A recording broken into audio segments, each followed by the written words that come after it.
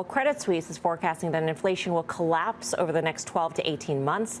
Jonathan Golub is behind the call. He's the firm's chief U.S. equity strategist. Jonathan, great to speak with you. Good to see you. Just on a mathematical basis, I mean, once we start lapping and we're lapping easier comparisons, it's going to look a lot better year on year, John. Is that what you mean by inflation collapsing?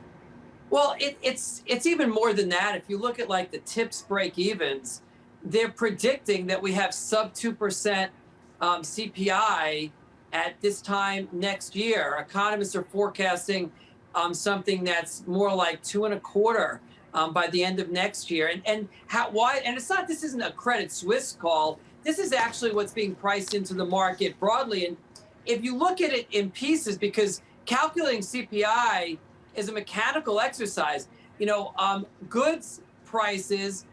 Goods inflation peaked in March. They've been falling for 6 months now.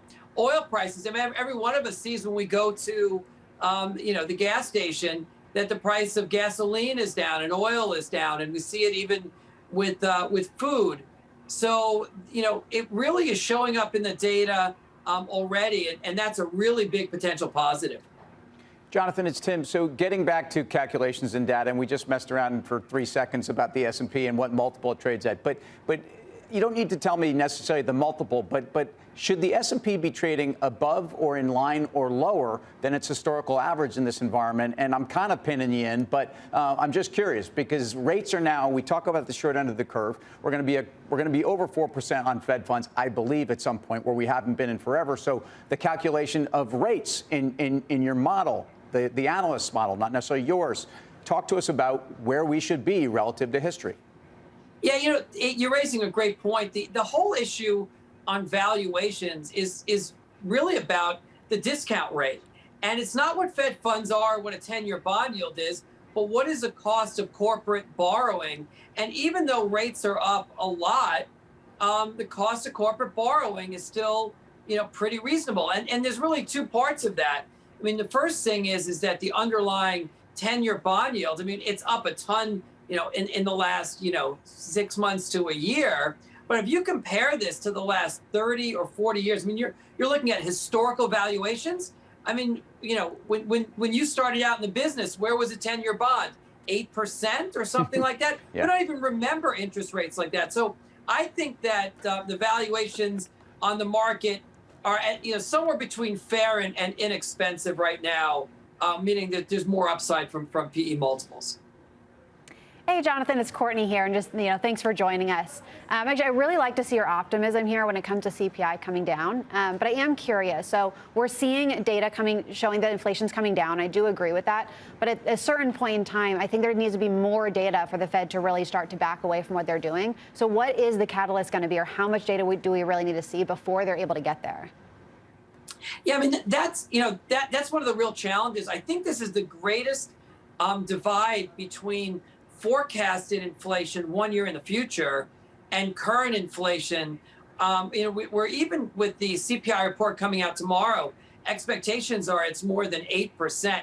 If you would have told any of us a year or two ago that we'd have 8% inflation, we wouldn't believe it. We would think that that's unthinkable.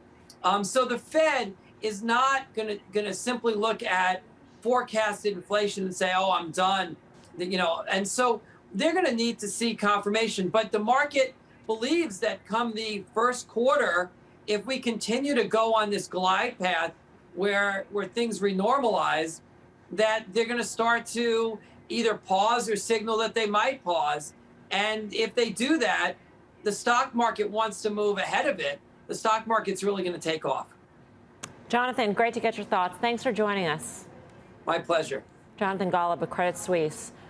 Karen, you buy what Jonathan's selling. I mean, it's true. On a relative basis, on a historical basis, it's still cheap to access the capital markets. But if you're a company who really needs the money, it's that difference in expense can mean a lot in this kind of environment where growth is not as easy as during a zero interest rate sort of environment. Right. And so maybe there's a bifurcated market then. Those who don't need to raise money, they're in great shape. Those who do, it's harder, even with, rates somewhat higher, which they are, but also credit markets are just a little less secure than they were. So it's a bold call by him. I kind of like that he's kind of going out on a limb, but I think I'm more in the camp where they are going to keep being hawkish, maybe well beyond the time they need to be. And so I think that's going to be a while from now. So the question is, how far of a forward-looking mechanism is the market? If it's 6 months, I think we're still going to be tightening. But if he's right, in 6 months they're neutral, then I do think the market will go higher.